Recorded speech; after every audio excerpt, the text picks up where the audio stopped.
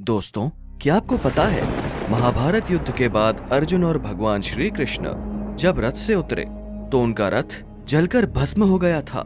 यदि नहीं तो चलिए इसके पीछे के राज से आपको अवगत कराते हैं। स्वागत है आप सभी का द हाउस ऑफ फैक्ट्स में। महाभारत के युद्ध में श्री कृष्ण अर्जुन के सारथी बने थे और पूरे युद्ध में उनके रथ पर सवार रहे थे। जिस रथ पर अर्जुन सवार थे वो कोई मामूली रथ नहीं था, क्योंकि जिस रथ पर स्वयं भगवान सवार हों वो मामूली कैसे हो सकता है। अर्जुन के रथ पर भगवान श्री कृष्ण के साथ हनुमान जी और शेषनाग भी सवार थे।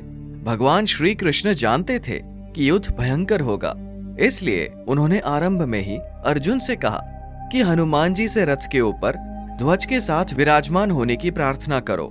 अर्जुन ने भगवान की बात मानते हुए हनुमान जी से आग्रह किया और वे तैयार हो गए। इस तरह से हनुमान जी अर्जुन के रथ पर सवार हुए।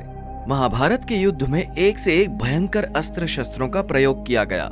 इस बात को भी भगवान श्री कृष्ण जानते थे, इसलिए शेषनाग ने अर्जुन के रथ के पहियों को इस तरह से जकड़ कर रखा था कि शक्तिशाली से शक्तिशाली शस्त्र का कोई प्रभाव न पड़े। युद्ध जब समाप्त हुआ तो अर्जुन ने भगवान श्री कृष्ण से कहा कि भगवान आप पहले रथ से उतरें। इस पर श्री कृष्ण ने कहा कि नहीं अर्जुन, पहले आप उतरें। अर्जुन को ये बात समझ नहीं आई, लेकिन प्रभु के कहने पर वे पहले उतर गए। इसके बाद भगवान श्री कृष्ण रथ से उतरे। उनके उतरते ही हनुमान जी और शेषनाग भी अदृश्य हो गए। इन सभी के उतरते ही रथ में आग लग गई और कुछ पलों में ही जलकर राख हो गया।